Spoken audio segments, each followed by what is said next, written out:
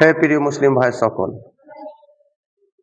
আমি আজকে ভিডিওর ব্যাপারে কিছু বলছি না, একটা তথ্য আপনাদেরকে দিচ্ছি ভিডিওর মাধ্যম দিয়ে। আপনাদের কাছে অনুরোধ রইল, প্লিজ এই ভিডিওটা 21 মিনিটের সময় যদি থাকে একটু সময় নিয়ে শুনবেন। এখানে আল্লাহ রাসূলের 20টা ভবিষ্যৎবাণী রয়েছে, ভিডিওটা দেখুন। যিনি ইরান সহ বিভিন্ন দেশে ব্যাপক ধ্বংসযজ্ঞ চালাবে, তারপর ইমাম মাহদির আগমন হবে। আসসালামু আলাইকুম ওয়া রাহমাতুল্লাহি ওয়া বারাকাতুহু। ইরান সম্পর্কে 1400 বছর আগে মহানবী সাল্লাল্লাহু আলাইহি ওয়াসাল্লাম কি বলেছিলেন, এমন কিছু কি তিনি বলে গেছেন যা আজ আমরা বাস্তবে দেখতে পাচ্ছি। ইরানের সর্বোচ্চ নেতা আয়াতুল্লাহ খামেনি বলেছেন, মুসলিম উম্মার ঐক্যই আমাদের সবচেয়ে বড় শক্তি। আমরা বিভক্ত হয়ে গেলে শত্রুরা আমাদের দুর্বল করে ফেলবে। শহীদ মোতাহারি রহমতুল্লাহি আলাই বলেছেন, ইরানের ইতিহাস ইসলামের ইতিহাস থেকে আলাদা নয়। আমরা মুসলিম, তারপরে আমরা ইরানি, আমাদের পরিচয় ইসলাম। ইমাম খোমেনি বলেছেন, ইসলাম আমাদের শিখিয়েছে আমরা সবাই ভাই ভাই। আরব অনারবদের ভেদাভেদ ইসলামে নেই, তাকওয়াই একমাত্র চাবিকাঠি। ইরানের তেল ও গ্যাস সম্পদ বিশ্বের অন্যতম বৃহৎ। এই সম্পদ কি শেষ জামানার সাথে সম্পর্কিত? হাদিসে ইমাম মাহদির শাসনামলের বৈশিষ্ট্য বর্ণিত হয়েছে। আকাশ থেকে প্রচুর বৃষ্টিপাত, জমিনে ফসলের প্রাচুর্য এবং তখন সম্পদের ন্যায্য বন্টন হবে। ইরানের তেল সম্পদ যদি ন্যায়সঙ্গতভাবে বিতরণ করা হয় তবে হাদিসের এই ভবিষ্যৎবাণীর সাথে মিলে যাবে। তবে তার আগে বড় যুদ্ধ ও ধ্বংসযজ্ঞের ভবিষ্যৎবাণী রয়েছে। নবী করিম সাল্লাল্লাহু আলাইহি ওয়াসাল্লাম বলেছেন, হত্যাকাণ্ড বৃদ্ধি পাবে। আধুনিক অস্ত্র দিয়ে এক মুহূর্তে হাজার হাজার মানুষ হত্যা করা সম্ভব। ইরানের ক্ষেপণাস্ত্র ও ড্রোন প্রযুক্তি সেই সক্ষমতা রাখে। ইরানের সর্বোচ্চ নেতা আয়াতুল্লাহ খোমেনি ইমাম মাহদির আগমনে বিশ্বাস করেন এবং বলেন, আমরা ইমাম মাহদির আগমনের জন্য অপেক্ষা করছি।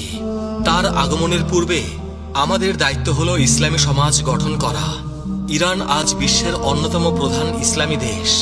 85 মিলিয়ন মানুষের এই দেশের 99 ভাগেরও বেশি মুসলিম। এই দেশ নিজেকে ইসলামী প্রজাতন্ত্র হিসেবে পরিচয় দেয়। কিন্তু জানেন কি, এই দেশের ভাগ্য নিয়ে নবী করিম সাল্লাল্লাহু আলাইহি ওয়াসাল্লাম কত কথা বলে গেছেন। আল্লাহ রাসূল সাল্লাল্লাহু আলাইহি ওয়াসাল্লাম ইরশাদ করেছেন, আমার উম্মতের একটি দল সর্বদা সত্যের ওপর প্রতিষ্ঠিত থাকবে। প্রশ্ন হলো, সেই দলে কি ইরানের লোকেরাও আছে? আজ আমরা 20টি ভবিষ্যৎবাণী নিয়ে আলোচনা করব।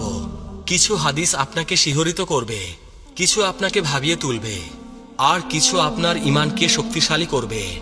আল্লাহ তাআলা পবিত্র কুরআনে ইরশাদ করেছেন, হে মানুষ, আমি তোমাদের সৃষ্টি করেছি এক পুরুষ ও এক নারী থেকে, আর তোমাদের বিভক্ত করেছি বিভিন্ন জাতি ও গোত্রে, যাতে তোমরা একে অপরের সাথে পরিচিত হতে পারো। তোমাদের মধ্যে আল্লাহর কাছে সেই সর্বোত্তম যে তোমাদের মধ্যে সর্বাধিক মুত্তাকি। সূরা আল হুজরাত আয়াত 13। প্রথম ভবিষ্যৎবাণী, সিফাত যুদ্ধ ও ইরান, 657 খ্রিস্টাব্দ। ইসলামের ইতিহাসের এক গুরুত্বপূর্ণ অধ্যায়, সিফাত যুদ্ধ। আলী রাদিয়াল্লাহু তাআলা আনহু ও মুয়াবিয়া রাদিয়াল্লাহু তাআলা আনহুর মধ্যে এই যুদ্ধ সংগঠিত হয়। কিন্তু জানেন কি, এই যুদ্ধে ইরানীদের ভূমিকা কি ছিল? ইরান থেকে আগত সাহাবীরা, বিশেষ করে সালমান ফার্সি রাদিয়াল্লাহু তাআলা আনহুর অনুসারীরা এই যুদ্ধে আলী রাদিয়াল্লাহু তাআলা আনহুর পক্ষে লড়েছিলেন। নবী করিম সাল্লাল্লাহু আলাইহি ওয়াসাল্লাম বলে গিয়েছিলেন, এমন ফিতনা আসবে যাতে বসে থাকা ব্যক্তি দাঁড়ানো ব্যক্তির চেয়ে উত্তম হবে। সহিহ বুখারী। সিফাত যুদ্ধ ছিল সেই ফিতনার অংশ। ইতিহাস বলে, ইরানি মুসলিমরা সংখ্যাগরিষ্ঠ ছিল। ইরানি মুসলিমরা ছিল আলী রাদিয়াল্লাহু তাআলা আনহুর সমর্থক। যুদ্ধের পর একদল ইরানি আলী রাদিয়াল্লাহু তাআলা আনহুর কাছে এসে বললেন, আমরা আপনার জন্য জান ও মাল কোরবান করতে প্রস্তুত। আলী রাদিয়াল্লাহু তাআলা আনহু তাদের দিকে তাকিয়ে বললেন, তোমরা সেই জাতির সন্তান যাদের সম্পর্কে মহানবী সাল্লাল্লাহু আলাইহি ওয়াসাল্লাম ভবিষ্যৎবাণী করেছিলেন। ইতিহাস সাক্ষ্য দেয়, ইরানি মুসলিমরা সবসময় সত্যের পক্ষে দাঁড়িয়েছে। 2. দ্বিতীয় ভবিষ্যৎবাণী, আধুনিক ইরানের ভবিষ্যৎ। এখন প্রশ্ন, আধুনিক ইরানের কি হবে? নবী করিম সাল্লাল্লাহু আলাইহি ওয়াসাল্লাম কি এ বিষয়ে কিছু বলে গেছেন?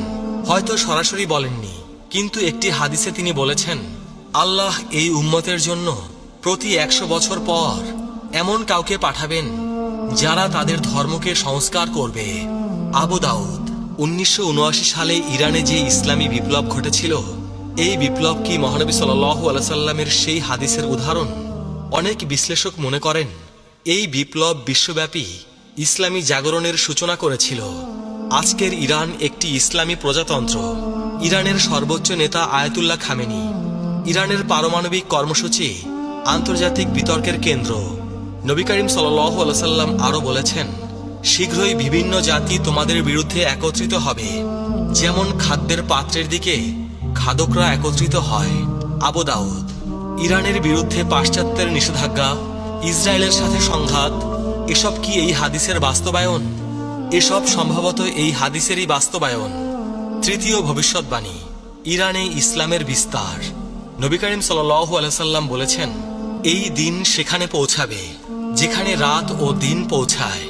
মুসনাদে আহমদ। ইরান ছিল সেই অন্যতম দেশ যেখানে ইসলাম দ্রুত ছড়িয়ে পড়ে। 651 খ্রিস্টাব্দে সাসানিয়া সাম্রাজ্যের পতনের পর ইরানে ইসলামের বিস্তার শুরু হয়, কিন্তু এই বিস্তার সহজে হয়নি। উমাইয়া শাসনামলে ইরানিদের প্রতি বৈষম্যমূলক আচরণ করা হতো। তাদেরকে মাওয়ালি কিংবা কৃতদাস শ্রেণীর নাগরিক হিসেবে গণ্য করা হতো। হাজ্জাজ বিন ইউসুফ ফার্সি ভাষা ব্যবহার করা নিষিদ্ধ করে দিয়েছিলেন, কিন্তু ইরানিরা ধৈর্য ধারণ করে। তারা ইসলাম গ্রহণ করল, কিন্তু নিজেদের ভাষা ও সংস্কৃতি রক্ষা করল। ইতিহাসবিদ বার্নার্ড লুইস বলেছেন, ইরান প্রকৃতপক্ষে ইসলামী হয়েছিল, কিন্তু আরবীয় হয়নি। এই ভবিষ্যৎবাণী আজ সত্য হয়েছে। ইরানের জনসংখ্যার 99 ভাগেরও বেশি মুসলিম। চতুর্থ ভবিষ্যৎবাণী, শিয়া সুন্নি বিভাজন ও ইরান। একটি জটিল কিন্তু সত্য বিষয়। শিয়া সুন্নি বিভাজন। নবী করিম সাল্লাল্লাহু আলাইহি সাল্লাম কি এ বিষয়ে কিছু বলেছেন? তিনি বলেছেন, তোমরা অবশ্যই তোমাদের পূর্ববর্তীদের পথ অনুসরণ করবে। সহিহ বুখারী। এবং আরেকটি হাদিসে বলেছেন, আমার উম্মত 73 ফিরকায় বিভক্ত হবে। আবু দাউদ। 16শো শতাব্দীতে সাফাবি রাজবংশ ইরানে শিয়া ইসলামকে রাষ্ট্রধর্ম হিসেবে গ্রহণ করে। এর আগে ইরানে সুন্নি ইসলামী প্রধান ছিল। আজ ইরান বিশ্বের বৃহত্তম শিয়া মুসলিম দেশ। প্রায় 90 থেকে 95% মানুষ শিয়া ইসলামের অনুসারী। এক্ষেত্রে আমাদের দৃষ্টিভঙ্গি কি হওয়া উচিত? আমরা সবাই মুসলিম, আমাদের উচিত ঐক্য অটুট রাখা। পঞ্চম ভবিষ্যৎবাণী, জান্নাতে ফার্সি ভাষাভাষী মানুষের সংখ্যা। নবী করিম সাল্লাল্লাহু আলাইহি সাল্লাম বলেছেন, 4 ব্যক্তি জান্নাতবাসীদের নেতা, আমি, আলী, হামজা ও জাফর। তিরমিজি। এই জাফর কে? কেউ বলেন জাফর তায়ার, কেউ বলেন জাফর আল সাদিক। জাফর আল সাদিকের অনুসারীদের মধ্যে বহু ফার্সি বিদ্বান ছিলেন। তার ছাত্রদের মধ্যে আবু হানিফাও ছিলেন। আরেকটি হাদিসে নবী করিম সাল্লাল্লাহু আলাইহি সাল্লাম বলেছেন, জান্নাতে প্রবেশ করবে এমন লোক যাদের হৃদয় পাখির হৃদয়ের মতো হবে। সহিহ মুসলিম। এর ব্যাখ্যায় বলা হয়েছে, তারা হবে নির্ভীক ও আল্লাহর ওপর ভরসাকারী লোক। ইরানি মুসলিমরা ইসলামের জন্য জীবন দিতে কখনোই পিছুপা হয়নি। খোরাসানের মুজাহিদ, কারবালার শহীদ, ইরান ইরাক যুদ্ধের শহীদ সবাই জান্নাতের আশায় জীবন দিয়েছেন। ষষ্ঠ ভবিষ্যৎবাণী, ফার্সি ভাষায় কুরআন তিলাওয়াত। এক ফার্সি ব্যক্তি আরবি জানতেন না। তিনি কাঁদতে কাঁদতে নবী করিম সাল্লাল্লাহু আলাইহি সাল্লামের কাছে আরজ করলেন, ইয়া রাসূলুল্লাহ, আমি আরবি বুঝি না, আমি আমার ভাষায় আল্লাহর প্রশংসা করতে চাই। নবী করিম সাল্লাল্লাহু আলাইহি সাল্লাম চুপ করে রইলেন। তখন জিবরাইল আলাইহিস সালাম এসে বললেন, আল্লাহ বলেছেন, প্রতিটি জাতি তাদের নিজস্ব ভাষায় আমার ইবাদত করতে পারে। হাদিসে এসেছে, কিয়ামতের দিন আল্লাহর কাছে সবচেয়ে প্রিয় শব্দ হলো সেই ইমামের কণ্ঠস্বর যিনি সুন্দর কণ্ঠে বলেন, আল্লাহুম্মা রব্বানা লাকাল হামদ। মুসনাদে আহমদ।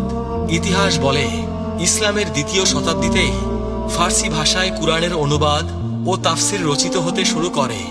সামানি রাজবংশের সময় ফার্সি ভাষায় প্রথম পূর্ণাঙ্গ কুরআন অনুবাদ সম্পন্ন হয়।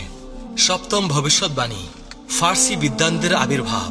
ইমাম জাহাবি রহমতুল্লাহি আলাইহি তার তাজকিরাত আল হুফাজ গ্রন্থে 21 জন হাদিস বিশারদের তালিকা দিয়েছেন যারা ফার্সি বংশোদ্ভূত ছিলেন। তাদের মধ্যে রয়েছেন ইমাম বুখারী, ইমাম মুসলিম, ইমাম আবু দাউদ, ইমাম তিরমিজি, ইমাম নাসাই, ইমাম ইবনে মাজাহ। এছাড়াও ফিকাহ শাস্ত্রের ইমাম আবু হানিফা রহমতুল্লাহি আলাইহি ছিলেন ফার্সি বংশোদ্ভূত। বিজ্ঞান ও দর্শনের ক্ষেত্রেও ইরানিদের অবদান অনস্বীকার্য। ইবনে সিনা, আল ফারাবি, আল বিরুনি, আল খোয়ারজমি এরা প্রত্যেকেই ছিলেন ফার্সি অধ্যুষিত অঞ্চলের অধিবাসী। ইমাম সৌদি রহমতুল্লাহি আলাই বলেছেন, আমাদের মনীষীদের অধিকাংশই অনারব বংশোদ্ভূত। অষ্টম ভবিষ্যৎবাণী, খোরাসান থেকে আগমন। খোরাসান প্রাচীন ইরানের একটি বিশাল প্রদেশ। বর্তমান ইরান, আফগানিস্তান, তুর্কমেনিস্তান এবং উজবেকিস্তানের কিছু অংশ নিয়ে গঠিত ছিল এই অঞ্চল। নবী করিম সাল্লাল্লাহু আলাইহি সাল্লাম ইরশাদ করেছেন, পূর্ব দিক থেকে কিছু লোক আসবে, তাদের সাথে থাকবে জান্নাত ও চাবুক, যা দিয়ে তারা মানুষকে প্রহার করবে। মুসনাদে আহমদ। এই হাদিসের ব্যাখ্যায় মুহাদ্দিসগণ বলেন, এটা খোরাসানের মুজাহিদ ও বিদ্বানদের প্রতি ইঙ্গিত। খোরাসান থেকে বহু ইসলামী ব্যক্তিত্ব এসেছেন। আর এক হাদিসে এসেছে, জান্নাতীরা উচ্চ কক্ষের অধিবাসীদের দিকে তাকাবে, যেমন তারা দূরবর্তী উজ্জ্বল তারকার দিকে তাকায়। সহিহ বুখারী। পণ্ডিতগণ বলেন, খোরাসানের বিদ্বানরা তাদের জ্ঞান ও তাকওয়ার কারণে জান্নাতে উচ্চ মর্যাদা পাবেন। খোরাসানের একটি বিখ্যাত শহর নিশাপুর। ইমাম মুসলিম, ইমাম তিরমিজি, ইমাম হাকিম নিশাপুরি সবাই এই শহরের অধিবাসী ছিলেন। নবম ভবিষ্যৎবাণী, কারবালার ঘটনা ও ইরানি শোক। 680 খ্রিস্টাব্দের কারবালার ঘটনা। ইমাম হুসাইন রাদিয়াল্লাহু তাআলা আনহু এর শাহাদাত। ইরানি মুসলিমরা এই ঘটনার পর থেকে ইমাম হুসাইন রাদিয়াল্লাহু তাআলা আনহু এর শোকে মাতম করে আসছেন। একটি হাদিসে এসেছে, হুসাইন রাদিয়াল্লাহু তাআলা আনহু এর হত্যার জন্য মুমিনদের অন্তরে এক উত্তাপ রয়েছে, যা কখনো ঠান্ডা হবে না। মুসনাদে আহমদ। এই হাদিসের বিশুদ্ধতা নিয়ে মতভেদ আছে, তবে ইতিহাস সাক্ষ্য দেয় ইরানি মুসলিমরা কারবালার ঘটনাকে কেন্দ্র করে গভীর আবেগ পোষণ করে। প্রতি বছর মহররম মাসে ইরানের আশুরা দিবসের মিছিল বিশ্ববিখ্যাত। সাফাবি রাজবংশ ক্ষমতায় আসার পর তারা ইরানে শিয়া ইসলামকে প্রাতিষ্ঠানিক রূপ দেয় এবং আশুরা পালনকে উৎসাহিত করে। দশম ভবিষ্যৎবাণী, ইমান যদি থুরাইয়া তারকায় থাকত। একবার এক ব্যক্তি ইমাম আবু হানিফা রহমতুল্লাহি আলাইকে জিজ্ঞেস করলেন, আপনার বংশ কোথায়? ইমাম আবু হানিফা রহমতুল্লাহি আলাই কিছুক্ষণ চুপ করে রইলেন। তারপর বললেন, আমি সেই জাতির সন্তান যাদের সম্পর্কে রাসূল পাক সাল্লাল্লাহু আলাইহি সাল্লাম ভবিষ্যৎবাণী করেছিলেন। হযরত আবু হুরায়রা রাদিয়াল্লাহু তাআলা আনহু বর্ণনা করেছেন, আমরা নবী করিম সাল্লাল্লাহু আলাইহি সাল্লামের কাছে বসা ছিলাম। তখন তার উপর সূরা জুমুয়া নাজিল হলো। যখন তিনি আয়াত তিলাওয়াত করলেন, আর অন্যদের জন্য, তাদের মধ্যে যারা এখনো তাদের সাথে মিলিত হয়নি। আমি জিজ্ঞেস করলাম, ইয়া রাসূলুল্লাহ, এই অন্যরা কারা? মহানবী সাল্লাল্লাহু আলাইহি সাল্লাম উত্তর দিলেন না। আমি 3 বার প্রশ্ন করলাম। তখন আমাদের মাঝে সালমান ফার্সি রাদিয়াল্লাহু তাআলা আনহু ছিলেন।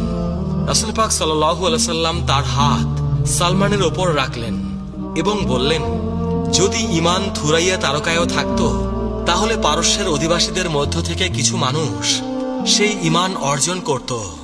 সহিহ মুসলিম। হাদিস নং 2546। ইমাম কুরতুবী রহমাতুল্লাহি আলাই বলেছেন, এই হাদিস ফার্সি জাতির মর্যাদার স্পষ্ট প্রমাণ। নবী করিম সাল্লাল্লাহু আলাইহি সাল্লাম ভবিষ্যৎবাণী করেছেন যে এই জাতি ইসলামী জ্ঞানের চূড়ায় পৌঁছাবে। 11তম ভবিষ্যৎবাণী, সালমান ফার্সি রাদিয়াল্লাহু তাআলা আনহু এর মর্যাদা। সালমান ফার্সি রাদিয়াল্লাহু তাআলা আনহু ইসলামের প্রথম ইরানি মুসলিম। তার জীবনী অত্যন্ত অনুপ্রেরণাদায়ক। তিনি ইরানের একটি সম্ভ্রান্ত পরিবারে জন্মগ্রহণ করেছিলেন। সত্যের সন্ধানে নিজ দেশ ছেড়ে প্রথমে সিরিয়া, তারপরে আরবে পৌঁছান এবং অবশেষে মদিনায় এসে ইসলাম গ্রহণ করেন। নবী করিম সাল্লাল্লাহু আলাইহি সাল্লাম তাকে অত্যন্ত ভালোবাসতেন এবং বলেছিলেন, সালমান আমাদের আহলে বাইতের অন্তর্ভুক্ত। মুসনাদে আহমদ।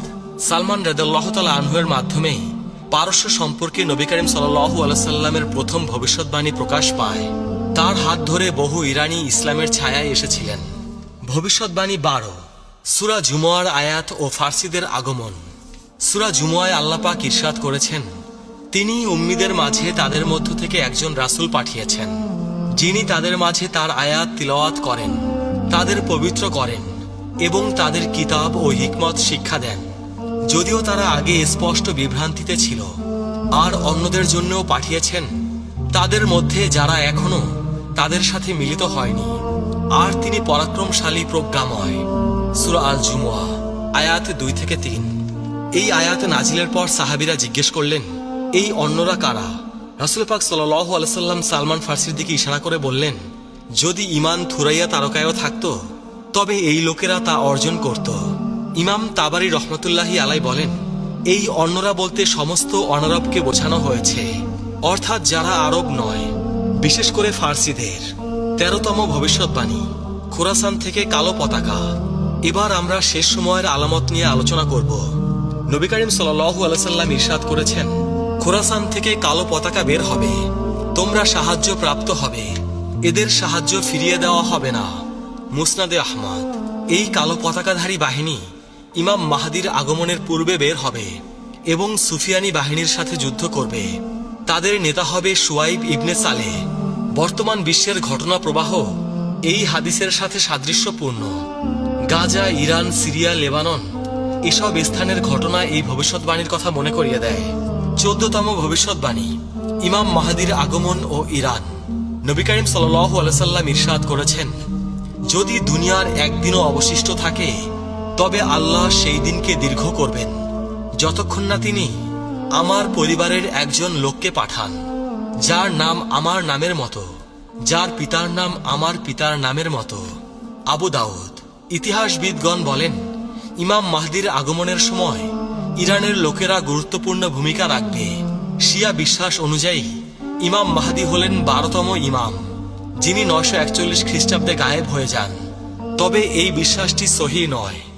সুন্নি বিশ্বাসেও ইমাম মাহদির আগমন একটি গুরুত্বপূর্ণ বিষয়।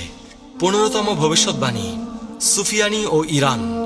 সুফিয়ানি শেষ সময়ের একজন খারাপ চরিত্র।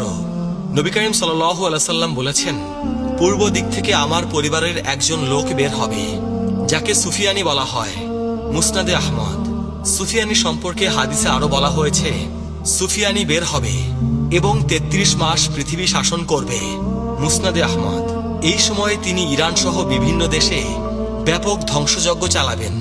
তারপর ইমাম মাহদির আগমন হবে এবং তিনি সুফিয়ানির বিরুদ্ধে যুদ্ধ ঘোষণা করবেন। ইরানের ইতিহাসে সুফিয়ানির মতো অনেক শাসক এসেছে, যেমন মঙ্গল আক্রমণ, তিমুরলংয়ের আক্রমণ। ভবিষ্যৎবাণী 16, দাজ্জাল ও ইরান। দাজ্জাল শেষ সময়ের সবচেয়ে বড় ফিতনা। নবী করিম সাল্লাল্লাহু আলাইহি সাল্লাম বলেছেন, দাজ্জালের অনুসারী হবে আসফাহানের ইহুদিদের 70,000 লোক, যাদের পরনে থাকবে মোটা চাদর। সহিহ মুসলিম। হাদিস নং 2944। আসফাহান ইরানের একটি প্রাচীন শহর। আজও সেখানে একটি ইহুদি সম্প্রদায় বসবাস করে। নবী করিম সাল্লাল্লাহু আলাইহি সাল্লাম 1400 বছর আগে বলে গেছেন যে আসফাহানের ইহুদিরা দাজ্জালের অনুসারী হবে। ইমাম নববী রহমাতুল্লাহি আলাই এই হাদিসের ব্যাখ্যায় বলেন, এই হাদিস একটি স্পষ্ট ভবিষ্যৎবাণী যে দাজ্জালের অধিকাংশ অনুসারী হবে আসফাহানের ইহুদিরা। এটি নবুয়তের একটি বড় নিদর্শন। নবী করিম সাল্লাল্লাহু আলাইহি সাল্লাম বলেছেন, যে ব্যক্তি সূরা কাহফের প্রথম 10 আয়াত মুখস্থ করবে সে দাজ্জালের ফিতনা থেকে রক্ষা পাবে। সহিহ মুসলিম। ভবিষ্যৎবাণী 17, ইয়াজুজ মাজুজ ও ইরান। ইয়াজুজ মাজুজ দুটি বর্বর জাতি। আল্লাহ তাআলা কুরআনে বলেন, অবশেষে যখন ইয়াজুজ ও মাজুজকে খুলে দেওয়া হবে এবং তারা প্রতিটি উচ্চ স্থান থেকে ছুটে আসবে। অবশেষে যখন ইয়াজুজ ও মাজুজকে খুলে দেওয়া হবে এবং তারা প্রতিটি উচ্চ স্থান থেকে ছুটে আসবে। সূরা আল আম্বিয়া আয়াত 96। হাদিসে এসেছে, ইয়াজুজ মাজুজ বের হবে খোরাসানের দিক থেকে। তারা এত বেশি সংখ্যক হবে যে তাদের সামনে কোনো কিছুই টিকতে পারবে না। নবী করিম সাল্লাল্লাহু আলাইহি সাল্লাম বলেছেন, ইয়াজুজ মাজুজ প্রতিদিন প্রাচীর খোঁড়ে। যখন তারা সূর্যের আলো দেখতে পায় তখন তাদের নেতা বলে, ফিরে যাও, আগামীকাল আবার খুঁড়ব। মুসনাদে আহমদ। ইয়াজুজ মাজুজের আবির্ভাবের স্থান হিসেবে ইরান ও মধ্য এশিয়ার কথা বলা হয়। ইতিহাসে চেঙ্গিস খানের মঙ্গল বাহিনীকে অনেক মুসলিম ঐতিহাসিক ইয়াজুজ মাজুজের সাথে তুলনা করেছেন। চেঙ্গিস খান খোরাসান থেকে বেরিয়ে এসে সমগ্র মুসলিম বিশ্ব ধ্বংস করেছিলেন। আল্লামা ইকবাল তার কবিতায় বলেছিলেন, ইয়াজুজ মাজুজের বন্যা এসে গেল। ভবিষ্যৎবাণী 18, শৌবিয়া আন্দোলন ও ইরান।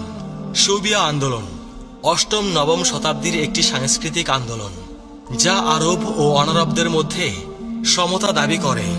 এর নেতৃত্বে ছিল ইরানি মুসলিমরা। নবী করিম সাল্লাল্লাহু আলাইহি সাল্লাম বলেছেন, আরবদের কোনো অনারবদের ওপর শ্রেষ্ঠত্ব নেই, আবার অনারবদেরও কোনো আরবের ওপর শ্রেষ্ঠত্ব নেই, তাকওয়া ছাড়া। মুসনাদে আহমদ। এই হাদিস শৌবিয়া আন্দোলনের মূল দাবির সাথে মিলে যায়। সুবিয়ারা মনে করত ইসলাম সব জাতিকে সমান মর্যাদা দিয়েছে। সুবিয়া আন্দোলনের ফলে ফার্সি ভাষা ও সংস্কৃতির পুনর্জাগরণ ঘটে। ফারদৌসির শাহনামা, রুদাকির কবিতা এসব এই আন্দোলনের ফল। আজকে আমরা কয়েকটি ভবিষ্যৎবাণী নিয়ে আলোচনা করলাম। কিছু ভবিষ্যৎবাণী স্পষ্ট, কিছু রহস্যময়, কিছু বর্তমান ঘটনার সাথে মিলে যায়। মনে রাখবেন, শেষ সময়ের আলামত নিয়ে গবেষণা করা জরুরি, তবে নির্দিষ্ট তারিখ বা ঘটনা নিশ্চিত করে বলা উচিত নয়। কিয়ামতের জ্ঞান একমাত্র আল্লাহর কাছে। আমাদের কর্তব্য ঈমান মজবুত করা, ইবাদত করা, দান করা, সৎ কাজের আদেশ দেওয়া, মুসলিম ঐক্য বজায় রাখা।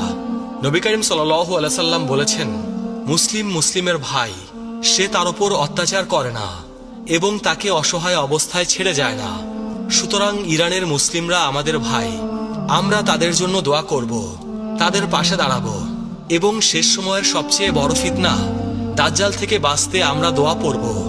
হে আল্লাহ, আমি আপনার কাছে কবরের শাস্তি থেকে, জাহান্নামের শাস্তি থেকে, জীবন ও মৃত্যুর ফিতনা থেকে এবং দাজ্জালের ফিতনা থেকে আশ্রয় চাই।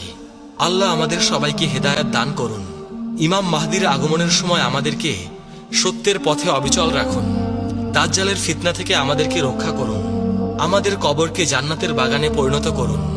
প্রিয় আখেরি নবীর উম্মত, আজকের ভিডিও এ পর্যন্তই।